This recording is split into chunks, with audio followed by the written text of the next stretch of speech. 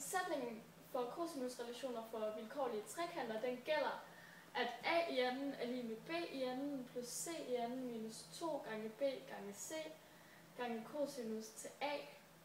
Og det er den, jeg gerne vil bevise, og de andre, der gælder det samme. Jeg vil gerne bevise det for stumvinklede trekanter, og her har jeg altså tegnet en stumvinklet trekant, og det her det er sådan det lille, og så det her, det er det hele. Og så har jeg fundet ud af, hvordan man finder højden af b i anden, i den lille trekant. Og man starter med at sige x i anden plus højden af b i anden, og det er lige med c i anden. Og jeg går ud fra Pythagoras, a i anden plus b i anden er lige med c i anden. Og så for at få højden af b alene, så skal man minus x i anden over på den anden side, og så står højden af b i anden er lige med c i anden minus x i anden. Og for hele trekanten, der har jeg gået ud fra Pythagoras igen.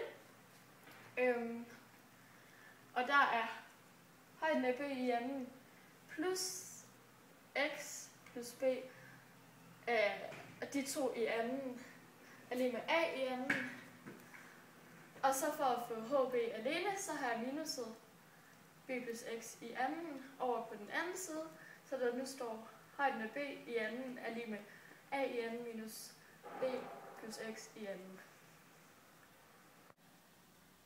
Før fandt vi ud af, at c i anden minus x i anden var højden af b i anden, og det var a i anden minus b plus x i anden også. Derfor kan vi sætte lighedstegn imellem de to. For så at få det her i anden væk, så siger jeg b i anden plus x i anden plus 2 gange b gange x. Og for så at få parenteserne væk, så fordi det er et minusparentes, så skal man ændre tegnene, fortegnene, og b i anden det havde plus før, så nu bliver det til minus. Her var der plus før, det bliver til minus, og bliver til minus igen. Og til sidst, så vil jeg gerne have det her c i anden til at stå alene. Og da jeg har x i anden på begge sider, så kan jeg bare fjerne det. Og så har jeg c i anden er lige med a i anden minus b i anden minus 2 gange b gange x. Her har vi enhedscirklen, hvor man kan se cosinus ud af første aksen.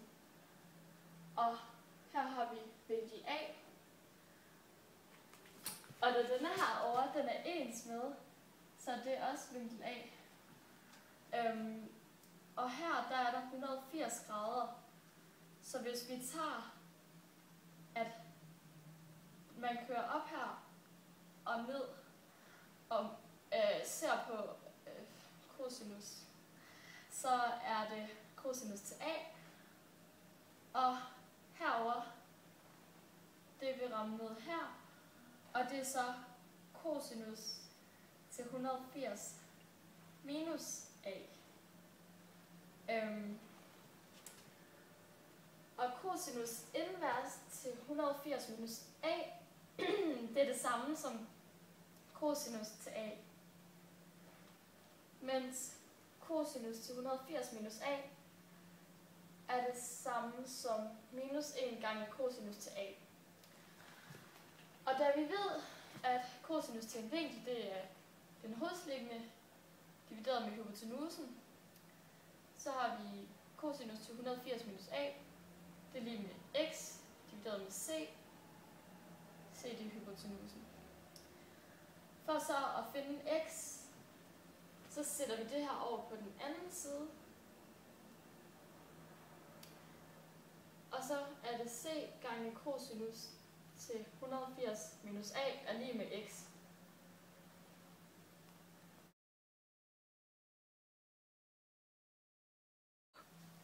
Før fandt vi ud af, at c i anden er lige med a i anden minus b i anden minus 2 gange b gange x.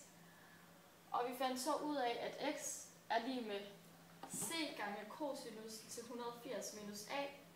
Og derfor kan vi sætte det her ind på x's plads herover, så vi har c i anden er lige med a i anden minus b i anden minus 2 gange b gange c gange cosinus til 180 minus a. Og så sætter vi den bare ind med a i anden er lige med b i anden plus c i anden plus 2 gange b gange c gange cosinus til 180 minus a. Og det er det samme, det er bare fordi vi hellere vil have a. Og for så at få 180 minus a til bare at blive til cosinus til a, så vidste vi jo fra før, at cosinus til 180 minus a, det var det samme. Ja, det var lige med minus 1 gange cosinus til a, og derfor sætter vi minus 1 ind her i en parentes. Og så må vi egentlig bare flytte den hen, hvor vi vil. Så derfor flytter vi den hen til her foran det her to-tal. Og når det så står minus 1 gange 2, så vil det blive til minus 2. Og derfor så har vi bevist, at a i anden er lige med b i anden plus c i anden minus 2 gange b gange c gange cosinus til a. Fra sætningen fra starten. QED.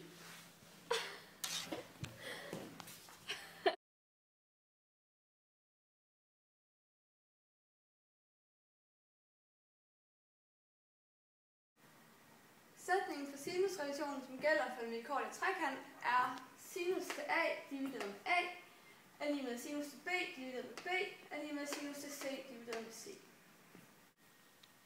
Jeg har startet med at tegne en vilkårlig trekant med vinklerne a, b og c. Og så har jeg sat en højde ind til b, som så er højden til b. Formlen for areal er lige med en halv gange højden gange grundlinjen. Og for så at sætte vores egen tal, eller bogstaver ind på vores egen trekant, så hedder den areal er lige med en halv gange højden gange b, som er grundlinjen. Og vi ved i forvejen, at sinus til en vinkel er lige med den modstående divideret med hypotenusen. Så vi har sinus til a, den er her, og det er lige med højden for den modstående, og c for hypotenusen. Det skal vi så isolere h, og det gør vi ved at gange c på begge sider, så kommer det til at hedde h er lige med c gange sinus til a. Og så får vi formlen, der kommer til at hedde areal er lige med en halv gange med c gange b gange sinus til a. Og på samme måde gør vi det herovre, hvor vi igen stadig ved, at sinus til v er lige med modstående divideret med hypotenusen. Så hvis vi tager sinus til c, så er der lige med h, fordi det er den modstående, og a, fordi det er hypotenusen. Og så skal vi skal have h til at stå alene, og det gør vi ved at gange a på begge sider, så kommer det til at hedde h er lige med sinus til c gange med a. Og så bliver formen areal er lige med en halv gange b gange a gange sinus til c. Og vi har nu de to arealformler herovre fra før, hvor vi har den, der hedder areal lige med en halv gange c gange b gange sinus til a, og vi har areal gange en halv gange b gange a gange sinus til c. Og dem ved vi så går ud med hinanden, fordi de begge to er lige med 10. Så har vi de to herovre, som er de samme, og derfor ved vi også, at den sidste sinus til b, en halv gange a gange c gange sinus til b, også er det samme som de to andre. Og det vi så gør, det er, at vi siger, at lige med en halv gange a gange b gange c ved dem alle sammen, og det ændrer ikke, at de er ens eller noget.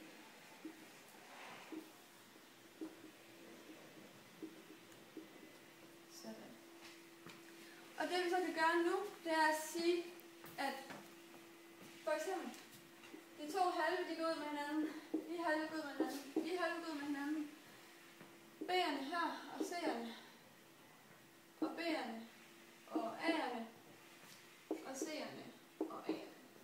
Så nu kommer den altså til at hedde sinus til A, divideret med A, er lige med sinus til C, er lige med C, er lige med sinus til B, er lige med B. så er det hermed bevist,